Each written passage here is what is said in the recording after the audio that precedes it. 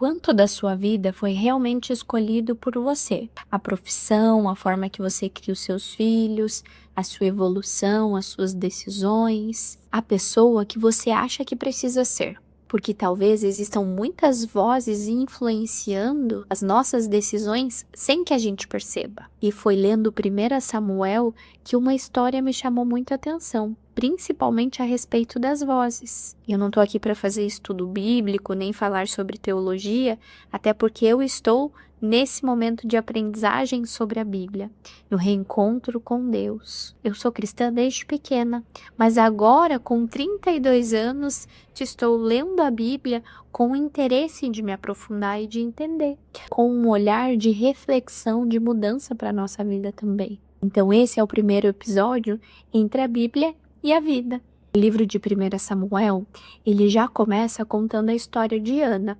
Ana era incompreendida, interpretada pelas pessoas de uma forma negativa, talvez até como depressiva, como alguém sem esperança, mas na verdade ela tinha as dores dela, principalmente pela comparação que ela praticava com a Penina. Ana queria muito ter um filho, mas ela estava incapacitada naquele momento. E tinha, sim, vozes do ambiente influenciando todo aquele sentimento que ela tinha. Mas Ana, em um determinado momento, olhou para dentro de si, para suas angústias e se derramou diante de Deus. Entregou para Deus aquilo que ela estava sentindo, a angústia dela e o que ela esperava em relação à maternidade. Antes de a gente entender o que realmente está acontecendo, nós permitimos a comparação, a inquietação no nosso coração por conta das interpretações e até das expectativas do outro. Aquilo começa a ficar mais alto do que estamos vivendo.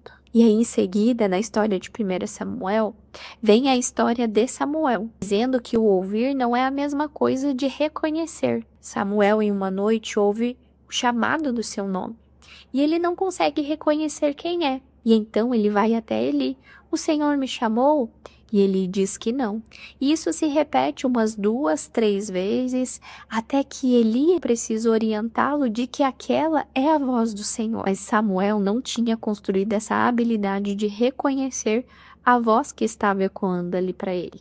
E eu fiquei pensando, quantas vezes na nossa vida tem vozes ecoando na nossa mente e a gente não sabe distinguir de onde elas vêm. Mas distinguir essas vozes é onde a gente consegue direcionar o próximo passo.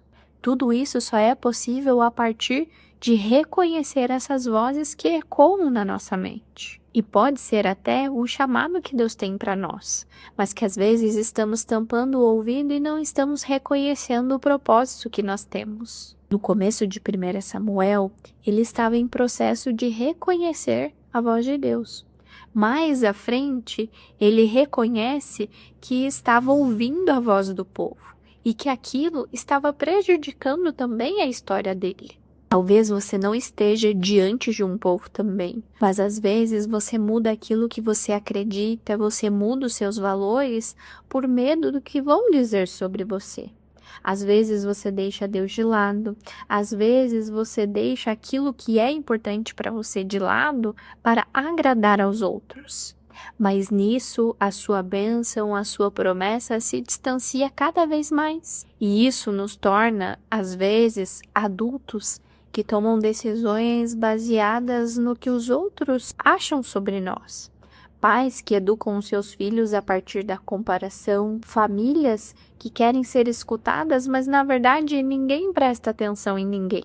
Famílias que os indivíduos não conseguem reconhecer em si as suas dificuldades, as suas potencialidades, e as relações elas se tornam cada vez mais um embate dentro do lar. Então, por isso, esse é o momento de você pensar: quem tem falado mais alto? Escolha uma decisão que você precisa tomar agora. E pare para refletir, quais vozes estão participando dessa decisão? Por exemplo, no meu caso, eu sou psicóloga e existe sim alguns embates sobre fé, sobre espiritualidade, mas Deus para mim é a minha prioridade. Ler a Bíblia é a minha prioridade. Só que às vezes, por medo do que vão pensar, por medo do posicionamento, eu deixei por muito tempo de falar sobre isso. Mas hoje é a minha essência, é o que é importante para mim. E talvez a lição maior de 1 Samuel é justamente essa. Antes de aprender o que fazer, a gente precisa escutar o que ecoa dentro de nós. Aquilo que eu preciso melhorar, aquilo que eu estou deixando de lado, aquilo que é o meu valor, que é prioridade para mim. Também aprender que nem toda voz deve direcionar a nossa vida, porque existe também aquelas vozes que vêm para nos prejudicar, que não é a voz bondosa, e que às vezes é até a voz do nosso lado ruim. Esse foi o primeiro entre a Bíblia e a vida. Eu estou aqui aprendendo e compartilhando com vocês aquelas histórias que me marcam mais nas minhas leituras. Espero que de alguma forma tenha contribuído na sua vida e que você continue aqui comigo para os próximos vídeos.